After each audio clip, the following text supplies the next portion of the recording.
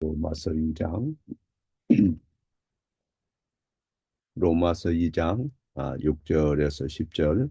하나님께서 각 사람에게 그 행함대로 보응하시되 참고 선을 행하여 영광과 존귀와 썩지 아니함을 구하는 자에게는 영생으로 하시고, 오직 당을 지어 진리를 따르지 아니하고 불의를 따르는 자에게는 진노와 분노로 하시리라.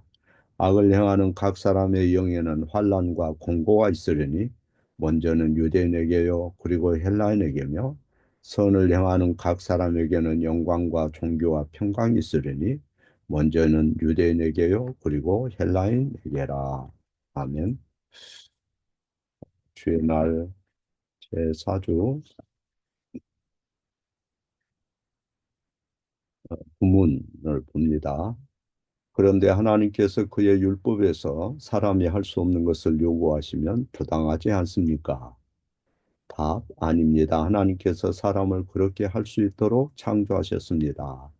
그러나 사람은 마귀의 유혹으로 고의로 불순종하여 자기 자신은 물론 그의 모든 후손들도 이런 은사들을 빼앗겼습니다.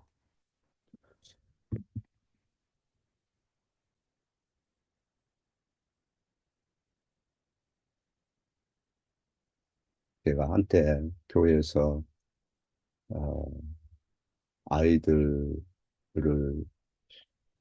불러서 공부를 시킨 적이 있죠. 가끔 숙제를 내주면 해오지 않고 어, 꼭 그 변명을 했던 것을 기억합니다. 어, 그래서 왜 이거 해오라고 했는데 안 해오니 이렇게 물으면 책임을 어딘가에 돌려요. 이와 같이 이 아이들뿐만 아니라 어른도 자기 실수를 다루는 것을 좋아하지 않죠. 자기 단점에 대해서 지적을 하면 굉장히 부담스러워하거나 싫어합니다. 우리는 하나님 앞에도 그런 태도를 가질 때가 많아요. 변명을 하고 자기 실수, 책임을 회피하고 부인하고, 어, 이 배운 사람들도 어, 요즘에 정치나 언론에 보면 자기 실수나 책임을 회피하려고 그러고 변명을 해요. 그런 행동은 부끄러운 거죠. 에덴 동산에서 아담과 이브를 생각해 볼 때도 그들이 주님의 계명에 불순종한 후에 숨으려고 했습니다. 하나님께서 엄중한 그런 질문을 하시죠. 내가 네게 먹지 말란 그 나무의 실과를 먹었느냐? 이렇게 물으셔요. 그랬을 때 그들은 심히 당혹스러워서 변명을 하는 것을 볼 수 있습니다. 아담이 즉시로 변명을 하죠. 책임을 회피합니다. 하나님께서 주께서 나에게 주신 그 여자, 하나님께서 나와 함께하게 하신 그 여자, 그 여자가 나무 실과 몇 개를 주어서 내가 그걸 먹었습니다. 여기 보면 책임을 하나님과 자기 아내에게 돌려요. 그러자 이브가 어떻게 말합니까? 어, 이 신속하게 이 아담의 지적을 모면합니다. 뱀이 저를 깨워가지고요, 내가 먹었어요. 그래요. 그러니까 변명에 변명이 꼬리를 잇는 거죠.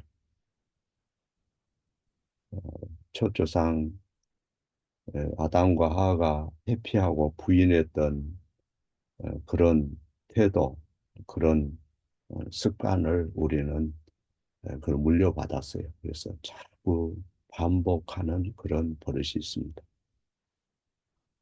무슨 잘못이 있거나 어려움이 있으면 어, 정치인들도 그렇고 일상생활하는 총부도 그렇고 책임을 돌리죠. 우리는 쉽게 이런 식으로 얘기해요. 제가 이렇게 죄를 지을 수밖에 없는 것은 어쩔 수 없는 환경 때문입니다. 어쩔 수 없는 상황이 있었습니다. 그런 식으로 얘기를 해요. 그 말은 나는 잘못이 없어요. 그 말이거든요. 나는 책임이 없어요. 나 책임지지 않을 거예요. 그런 말이에요. 네. 이분은 마귀가 그것을 하라고 시켰기 때문에 범죄했습니다. 이렇게 마귀 책임을 돌렸어요. 성경은 마귀 책임 돌리는 것을 하나님이 기뻐하지 않아요. 물론 마귀가 유혹을 했죠. 성경은 또 의인은 없고 하나도 없다. 깨닫는 자도 없다. 하나님 찾는 자도 없다. 그래. 우리는 죄에서 피할 수 없는 그런 본성을 지닌 건 사실이에요. 따라서 악한 말로 변명하기보다는 우리는 죄를 직면해서 우리가 이 문제를 어떻게 할 것인가. 그 하나님 앞에 우리 자신의 약함을 털어놓고 또 자기의 그 죄에 대한 혐의를 부인하지 않고 어, 하나님이 예비하신 예수 그리스도께 피하는 것이 훨씬 낫죠. 그래서 오늘 그 사주에서 다루는 문제가 바로 그 문제입니다. 우리는 뭔가 불공평할 때 쉽게 그 부분을 얘기를 해요. 예를 들어서 어른이 해야 될 일을 아이에게 요구하는 것은 불공평합니다. 3살짜리, 4살짜리에게 차를 청소하게 하거나 잔디 깎게 하는 것은 불공평한 거죠. 2살 먹은 아이에게 쓰레기 버리고 오라고 하면 그거는 공정하지 않아요. 왜냐하면 그들은 그럴 능력이 없어요. 그런 지력도 없고, 그런 힘도 없고. 그러면 우리에 대한 하나님의 요구는 어떤가? 하나님은 하나님 사랑하고 이웃 사랑하라고 요구하죠. 그러면 그런 사랑을 실천할 능력이 우리에게 없어요. 3주일에서 다룬 것처럼 우리는 모든 악으로 기울어져 있고 어떤 선도 전혀 행할 수 없다 그랬습니다. 오히려 하나님을 미워하고 사람에 대해서도 의심하고 판단하고 그런 성향이 많아요. 그래서 제 4주일 구문에서 이제 질문은 그렇다면 하나님께서 사람이 지킬 수 없는 것을 율법에서 요구하는 것은 사람을 부당하게 대우하는 게 아닙니까? 이건 뭔가 불공평하지 않습니까? 라는 질문이에요. 우리가 하고 싶은 질문을 요리문답 제4주일 구문에서 대신 질문해 주는 거죠. 우리가 하고 싶은 변명, 우리는 책임을 자꾸 회피하려고 그러죠. 가정에서도 책임을 회피하고 부부지간에도 맨 그 싸움이에요. 책임 회피. 모녀 간에도 책임 회피. 일터에서도 책임 회피. 교회에서도 책임 회피. 국회에서도 책임 회피. 헌재에서도 책임 회피. 그것을 일평생 하다가 죽는 거예요. 그러니까 성경은 사람이 일평생 비친 마음 품고 살다가 결국에는 음부로 돌아가느니라 그러잖아요. 하나님께서 요구하는 수준은 너무 높아요. 우리는 도무지 그거 못하겠어요. 하나님 기준은 너무 높은데 우리가 어떻게 거기 이룰 수 있겠어요? 이렇게 우리는 늘 얘기하고 싶은 거죠. 우리는 하나님께서 그렇게 말씀하시지만 그렇게 살 수 없어요. 그냥 그럭저럭 육신의 정욕이 이끈 대로 본성이 요구하는 대로 죄를 짓고 살 수밖에 없잖아요. 이런 변명의 의미가 제4주일 구문에 담겨 있어요. 첫 조상, 첫 시조가 실패할 때도 그 책임을 조물주께 돌렸어요. 조물주의 실수입니다. 하나님이 그렇게 에, 마귀를 만들었고 하나님이 저 여자를 만들어서 나한테 줬잖아요. 너무 놀랍잖아요. 그런 책임 회피를 했어요. 그런데 하나님이 정말로 그러면 제 조장자입니까? 그건 아니잖아요. 하나님은 공평하신 분이고 하나님은 여러분이 할 수 없는 것을 요구하시는 그런 분이 아니에요. 그래서 창세기 1장 26절에 보면 하나님께서 우리를 만드실 때 하나님 형상으로 지으셨다 하는 것은 의와 거룩과 지혜 가운데 온전하게 지으셨어요. 하나님께서 우리를 지으실 때 그 작품이 실패한 게 아니에요. 우리에게 어떤 단점이 있도록 만드신 게 아니다. 소홀하게 그냥 대충 만드신 게 아니고 정말로 고귀하게 하나님을 상대할 수 있도록 하나님과 교제할 수 있도록 영원히 하나님 안에서 행복을 누릴 수 있도록 지으신 거죠. 그런데 마치 하나님이 우리를 잘못 만든 것처럼 그렇게 자신을 생각한다거나 자기 환경 탓을 한다든가 자기의 처지를 비관한다든가 그러면 안 돼요. 그래서 구문의 그 답을 보면 하나님은 사람을 부당하게 대우하시지 않습니다. 왜냐하면 하나님께서는 사람이 율법을 지킬 수 있도록 창조하셨기 때문입니다. 아주 직설적으로 아, 이렇게 성경을 요약해서 가르칩니다. 네가 어떤 변명해도 그거 하나님 앞에는 통하지 않는다는 거예요. 그건 사실이 아니라는 거예요. 책임 회피하는 거 그거는 네가 정욕 때문에 욕심 때문에 그렇다 이거를 지적하는 거예요. 네, 하나님은 우리의 처시조에게 기본적인 하나님 앞에서의 삶의 태도를 어, 가르치셨죠. 예, 하나님께서 모든 것을 선하게 주시고 정말로 풍성한 복을 주신 후에 생육하고 번성하라, 땅에 충만하라, 땅을 정복하라, 관리하라 이 말이에요. 관리, 정원을 관리하는 것처럼 동산 중앙에 있는 나무의 실과는 먹지 말라. 그것들은 얼마든지 순종할 수 있는 계명이었어요. 그런 계명들을 첫 시조는 순종할 수 있는 능력이 있었지만은 마음속에 불순종하기로 결정한 거죠. 책임 회피 작전. 예, 오늘날도 하나님의 진노는 책임 회피 작전 때문에 임하는 거예요, 여러분. 아이고, 저 인간은 틀렸어. 아이고, 저거 사랑하지도 않아. 아이고, 저거는 나를 부담스럽게 하는 존재야. 아이고, 저거는 그냥 제거해버려야 돼. 책임 회피 작전. 하나님은 순종할 수 있는 능력을 주셨고, 하나님 앞에서 하나님과 영원한 그런 관계 가운데 살려면 반드시 지켜야 할 그런, 지킬 수밖에 없는 그런 의무를 주셨는데, 인간이 책임 회피 작전, 불순종하기로 결정한 거죠. 오늘날에도 하나님은 기본적인 규칙들을 우리 앞에 놓으셨어요. 제시하셨어요. 내 앞에 다른 신 두지 말거라, 그러죠?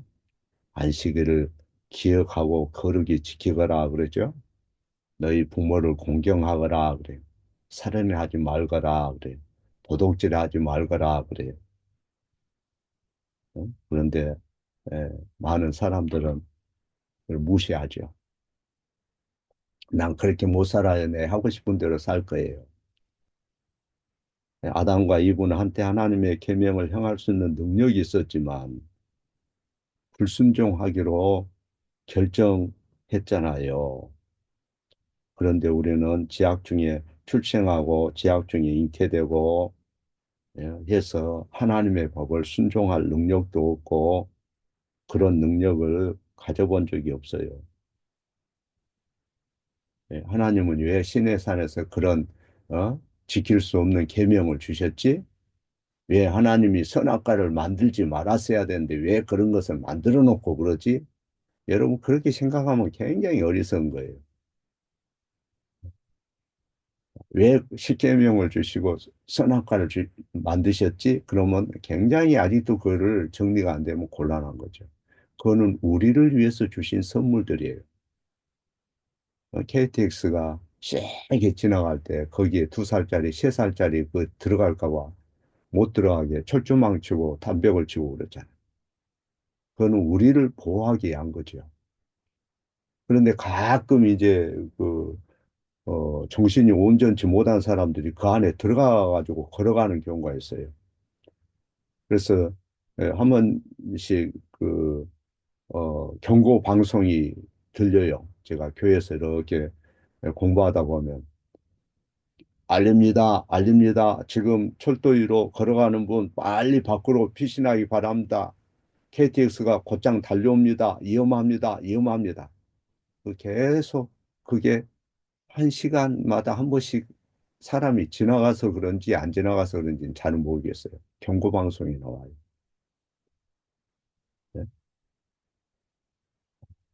아, 신의 산에서 십계명 주실 때 하나님 우리가 지키지 못한 것을 아시았어야 되는데 하나님 우리를 너무 모르시는 건 우리는 실패한 운명이고 우리는 지킬 수 없는 운명인데 왜 하나님이 그런 걸 우리에게 짐을 지어주지? 이렇게 얘기하면 안 된다 이 말이에요.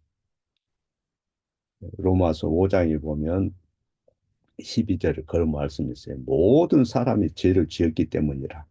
한 사람으로 말미암아 죄가 세상에 들어오고 죄로 말미암아 사망이 왔나니 하면서 모든 사람이 죄를 지었다. 우리의 전적인 책임을 에, 가르쳐 줘요. 모든 사람이 죄를 지었다 이 말은 책임이 너한테 있다 이 말이에요. 하나님 우리에게 놀라운 정말로 책무를 주셨어요. 선물을 주셨어요. 율법을 주셨어요. 그런데 우리는 고의적으로 아담의 반역에 동참하는 거죠. 인간으로서 우리는 피조물로서 책임이 있어요. 그런데 여러 가지로 변명을 해요. 아이고, 나는 뭐, 환경이에요. 안 됩니다. 교회 가고 싶은데요. 가정에 좀 문제가 생겼습니다. 라든가. 뭐든지 변명을 해요. 아이고, 내 자녀가 마을 안 들어가지고 내 힘들어요. 나 가진 것이 없어서 힘들어요. 친구 못 사귀어서 차가 저렇게 삐뚤어졌어요. 다 변명이에요. 어쩔 수 없다는 거예요, 자기는. 어쩔 수 없다. 어? 아니, 친구가 그렇게 하자고 그러는데 내가 같이 안 하면 나만 왕따 되잖아요. 학교 생활 어떻게 해요? 이런 식으로 얘기해요. 그런데 성경은 우리에게 책임이 주어졌다. 책무가 있다. 친구를 선택하는 것도 네가 하는 것이고, 네가 좋은 사람 선택할 수도 있고, 나쁜 사람 선택할 수도 있고, 그것을 얘기해요. 그래서 로마서 2장 6절에도 보면 하나님께서 각 사람에게 그 행한 대로 보응하시느니라. 선을 참고 선을 행하며 선을 행할 때 참아야 된다 그래서 처음에 참아야 돼요. 그 참지 않으면 선을 행할 수도 없어요. 참을 수가 없고 마음이 나눠 있고 산만한데 무슨 뭐저 선을 행하고 남을 배려합니까? 그런 마음이 생깁니까? 자기 자신이 이 산만한데 어떻게 다른 사람을 돌아보며 남을 섬깁니까? 안 되는 거죠. 근데 많은 사람들, 아이고, 나 부모님 때문에 힘들어요. 부모님 때문에 어쩔 수가 없어요. 난 환경 때문에 죄를 지었어요. 형제 때문에 죄를 지었어요. 나는 삶의 배경이 이래서 나는 어쩔 수가 없어요. 나는 상처를 많이 받아서 뭐든지 변명하는 거죠.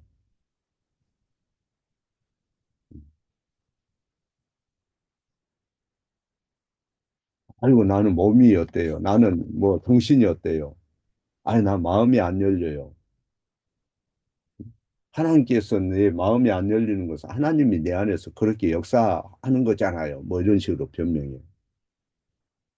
그런데 하나님은 하나님께 그걸 구하라고 그래요. 주시겠다고. 지혜가 부족한 자는 구하라. 욕망이 통제가 안 되는 자는 성령을 구해라. 하나님께서 새롭게 하시겠다. 하나님은 새롭게 하시고 여러분의 삶을 얼마든지 열어주고 축복할 수 있어요. 어떤 사람은 자기 할머니를 살해해서 죽였어요. 그 다음에 자기 어머니도 살해해서 죽였어요. 그래서 나중에 이제 사형 선고 받아서 죽은 사람이 있어요, 실제로. 근데 그 사람에게 물어서 왜 그렇게 죽였냐 그러니까 귀신이 시켰다는 거예요. 저 귀신이. 물론 귀신은 굉장히 우리가 저항하기 어려울 정도로 강하지요. 또 우리의 죄의 본성도 만만치 않잖아요. 강하잖아요. 그런데 문제는 성경은 사단에게 핑계대는 것은 성경적이지 않다는 거예요. 우리는 사단에게 핑계대고 귀신에게 핑계대고 자기 욕망에 핑계를 대요. 네? 물론 우리의 본성은 성령으로 중생했지만은 옛 본성을 하나님이 다 걷어가지 않았다 그랬어요. 그리고 우리는 천사처럼 거룩해지지도 않고 우리가 사는 땅은 하늘 천국이 아니에요. 그건 사실이에요. 그런데 하나님은 우리의 생각이나 말이나 행위를 통해서 하나님 말씀대로 성령의 능력을 입어서 새로워지라고 권고하셔요. 오직 각 사람이 시험을 받는 것은 자기 욕심에 끌려 미혹됨이라. 야고보서 1장 14절. 자기 책임이라는 거예요. 하나님은 각 사람에게 그 행한 대로 보응하시리라. 로마서 2장 6절. 자기 책임이라는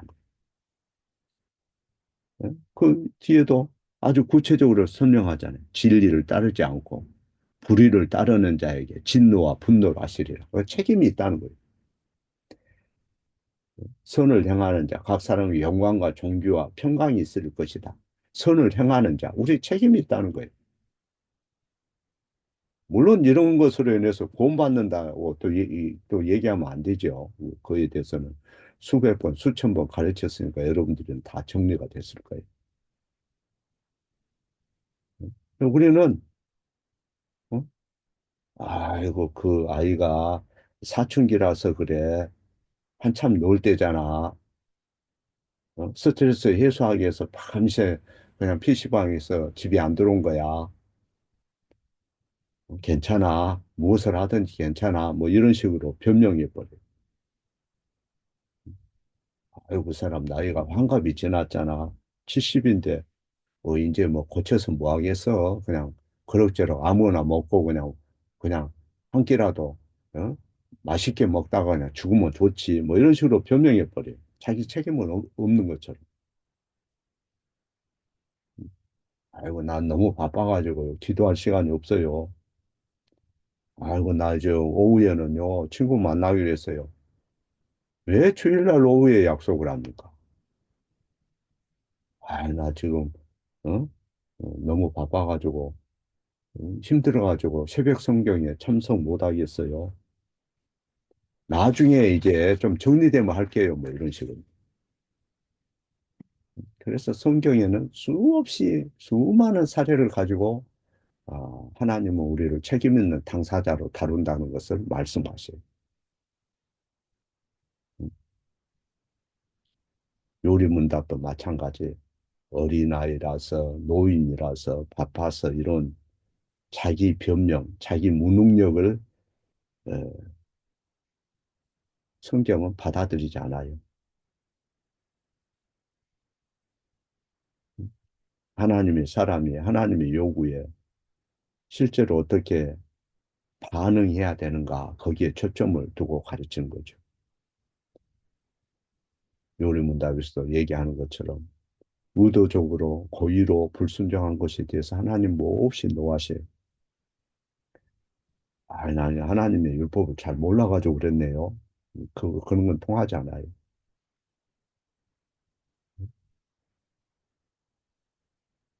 오히려 사람들은 얼마나 악한지 자기가 그 삶의 어둠 속에서 살면서도 지약을 늘 밥 먹듯이 하면서도 이거 하나님이 내게 좀 몰라주고 내게 좀 떠났으면 좋겠다 이런 식으로 생각하는 경향이 있어요. 유대인들이 그렇게 했어요.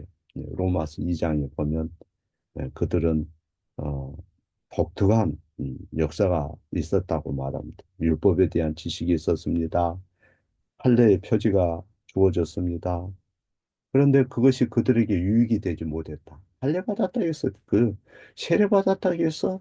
그것이 그들을 의롭게 한다거나 그 자체가 그들에게 무슨 유익이 되는 거 아니에요. 예? 그건 언약에 대한 표징이에요. 언약은 약속에 대한 인이에요. 하나님은 그들에게 복과 저주로 항상 대우하실 거예요. 언약을 파기하지 않아요. 문제는 사람이 파기하는 거죠, 스스로. 그래서 3장 1절에 유대인의 나음이 뭐냐? 할례 유익이 뭐냐? 이렇게 물어요. 유대인들은, 우리는 하나님 말씀 없어도, 율법 없어도 착하게 살고 나아졌을 것입니다. 이런 식으로 착각을 했어요. 언약의 할례를 받지 않아도 잘 살고 더 나아졌을 것입니다. 이렇게 생각했어요. 그래서 바울이 지적하는 게 뭡니까? 자, 너희의 유익은 하나님으로부터 온 선물은 범사에 많은데, 첫째는 너희가 하나님 말씀을 맡았다. 이렇게 지적을 해요.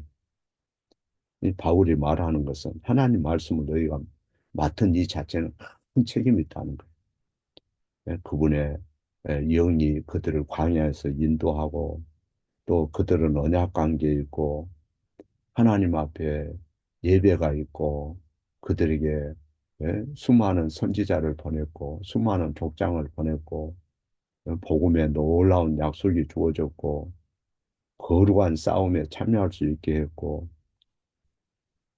자, 이런 것을 하나님이 주셨다면 책임은 더 크지 않냐. 이런 것들이 너희로 하여금 책임을 모면해 주겠느냐. 책임이 있다. 하나님 앞에 행한 대로 하나님께서 상도 주고 보응도 하실 것이다. 어? 다른 이방인처럼 복 없는 것처럼 할례 받지 않는 것처럼 언약이 없었던 것처럼 그렇게 살면 안 된다. 이걸 지적하는 거죠. 물론 우리는 모든 계명을 완전하게 지킬 수 없어요. 본성이 비뚤어졌어요. 성령으로 거듭나지 않으면 어떤 선도 행할 수 없어요. 성령으로 거듭난 사람이라도 때로는 실패할 수 있어요. 성도라도 세상 속에서 늘 약함이 있는 것이고 갈등이 있을 수 있어요. 심각한 죄에 빠질 수 있어요. 베드로도 그렇고 다윗도 그랬어요. 그러기 때문에 우리는 예수 그리스도를 바라봐야 돼. 그리고 예수 그리스도를 참되게 믿고 그분의 음성, 그분의 말씀에 귀를 기울이고 그리고 주님의 그 공로를 의지해서 하나님 아버지 앞에 우리가 자신을 적나라하게 펼쳐놓고 도움을 구해야 되고 그렇게 할 때 우리는 하나님 앞에서 하나님의 자녀로서 이 세상에서도 빛으로 살 수도 있고 하나님의 그 주시는 어, 약속을 우리가 따라서 그곳으로 들어갈 수가 있는 겁니다.